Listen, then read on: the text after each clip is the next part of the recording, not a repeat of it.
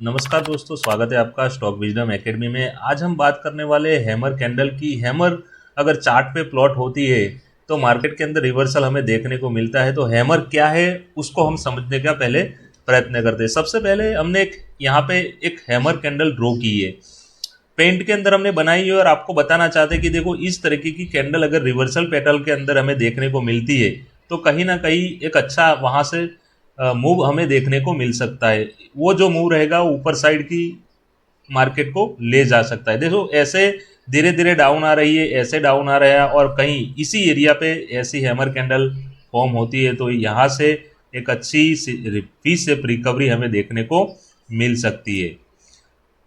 अब हम आगे चार्ट पे जाते हैं और एक्चुअल में हम कैसे हैमर अगर वहां पे फॉर्म होती है तो हमें क्या उसका बेनिफिट मिलता है वो समझने का प्रयत्न करते हैं।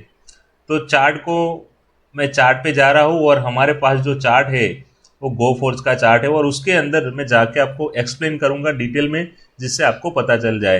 हैमर एक बुलिश रिवर्सल पैटर्न है।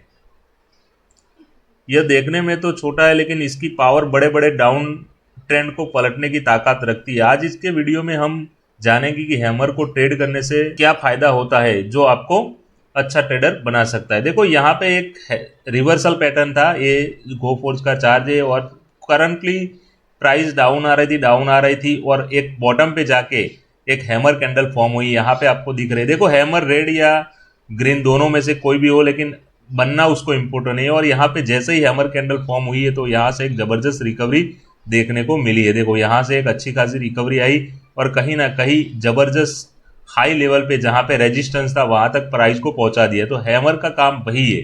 अगर हैमर कहीं पे भी फॉर्म होती है और अच्छे तरीके से फॉर्म होती है तो कंप्लीटली हमें बेनिफिट देती है। एक दो एग्जांपल और समझते हैं जिससे आपको ज्यादा आइडिया आ जाए। तो एक हैमर यहाँ पे भी बनी है, ये कैंडल बनी है हैमर, और जैसे ही हैमर बनी है तो एक यहाँ से भी एक जबरदस्त रिकवरी हमें देखने को मिली हो और वी शेप के अंदर रिकवरी आती है, जबरदस्त फास्ट रिकवरी। हैमर जब फॉर्म होती है जहाँ पे सपोर्ट रहता है वहां पे तो हमें जबरदस्त रैली देखने को मिलती है।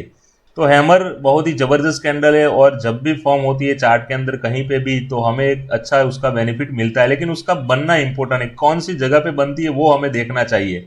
हैमर का जो बॉडी पार्ट रहता है वो थोड़ा सा रहता है और वीक पार्ट बड़ा होता है, इससे हमें जल्दी समझ पाते हैं। देखो एक और एग्जांपल और लेता हूं मैं जिससे आपको समझ में आ जाए। देखो यहाँ पे भी हैमर बनी है, ये कैंडल हैमर है, ये एक हैमर बनी है तो इससे एक जबरदस्त दो कैंडल कैसी बनी है, जबरदस्त। अब सबसे जरूरी बात यह है कि हैमर कहीं भी बने तो ट्रेड नहीं लेना है। इसे ट्रेड करने का एक परफेक्ट सेटअप होता है।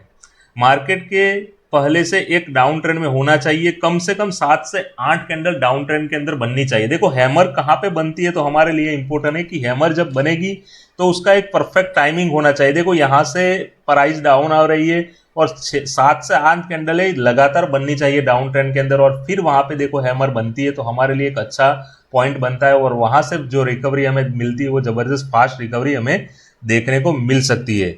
अब हमारे लिए एक कंफ्यूजन एक और भी है कि हम एंट्री कहाँ पे ले। जब हैमर बनेगी तो हमारे लिए एंट्री और स्टॉप लॉस और टारगेट कैसे मार्क करेंगे वो भी मैं आपको बता देता हूँ इस वीडियो के अंदर।